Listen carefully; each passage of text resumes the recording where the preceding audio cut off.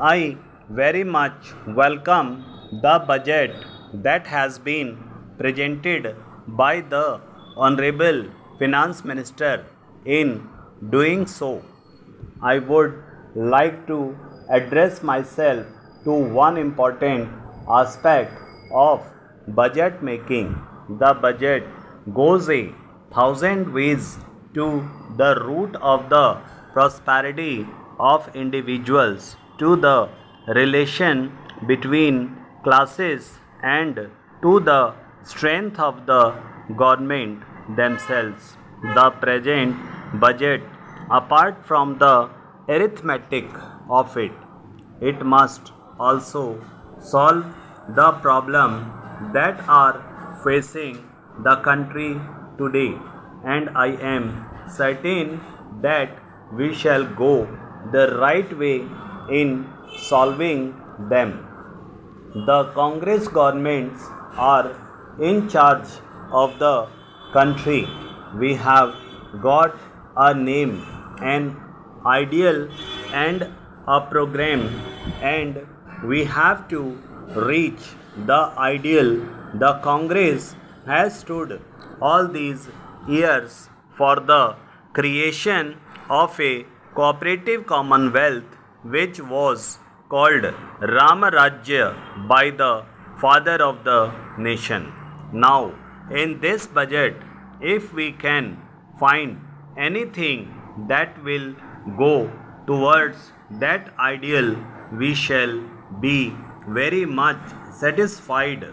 The present budget, I feel, is good in one way, in that it is establishing a new precedent that is taxing in order to meet the capital requirements of the country. This is a very important feature to which every well-wisher in this country ought to subscribe. The Congress Working Committee sometime last year passed a resolution requesting the government to India to appoint a National Planning Commission. Its objectives are just order of society, progressive increase in the standard of living, best utilization of the resources of the country, and regional and national self-sufficiency. The government and the country were good enough to respond, and today we have a National Planning Commission which is striving hard to give us a short-term plan and a long-term plan. My honorable friend Dr. Mukherjee was bitterly complaining that there is no short-term program for the government.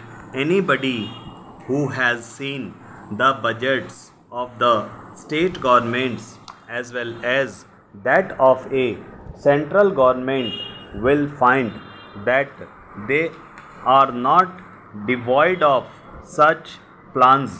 Really, there are a number of schemes which have begun to fructify or which are going to fructify in the very near future, and therefore the complaint that everything has been left to starvation is not correct.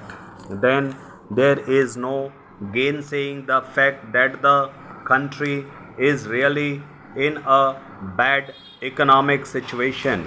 Everybody knows, we know that there is poverty, and that poverty is increasing on account of a number of circumstances, including the pressure of population, which is particular not only to our country but to a number of other Asian countries, that is resulting in the falling of of the standards of life.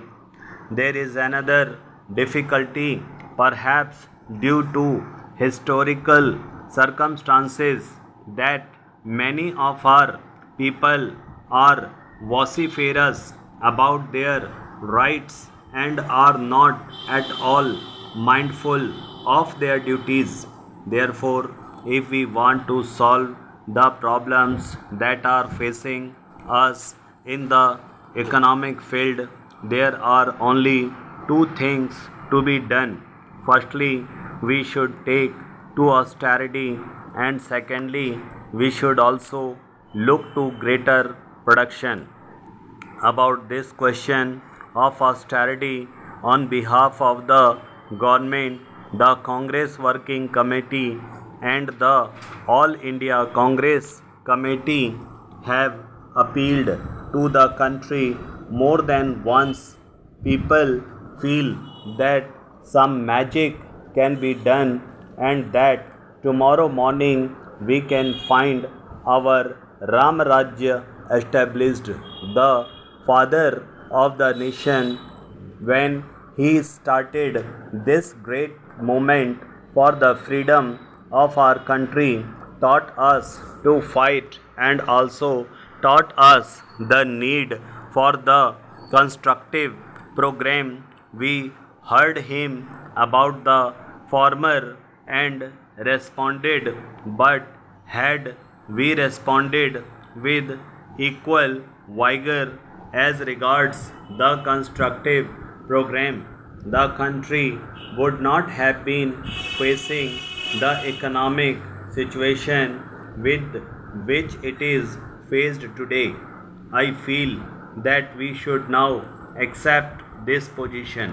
Criticism has been made about the need to save and invest. It is estimated that while we are producing to the tune of rupees 6,000 crores a year, we are consuming about 98% and we are only saving 2% out of it.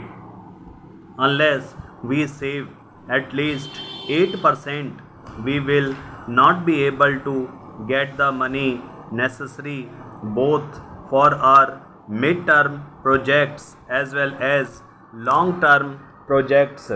In order to achieve this object, we should make less use of scarce products, or we must find alternative products to satisfy our needs. I would like to narrate an example from the history of Japan. Now, as I told you, I do not like to go into the other details in the budget. One important feature is about taxation. I am very glad that the finance minister has made use of taxation to meet the capital needs of the budget. I very much support him in that matter, but I agree with Dr. Shyama Prasad Mukherjee to this extent that the taxation measures of this country must be re-examined so that they will not impinge upon the middle classes.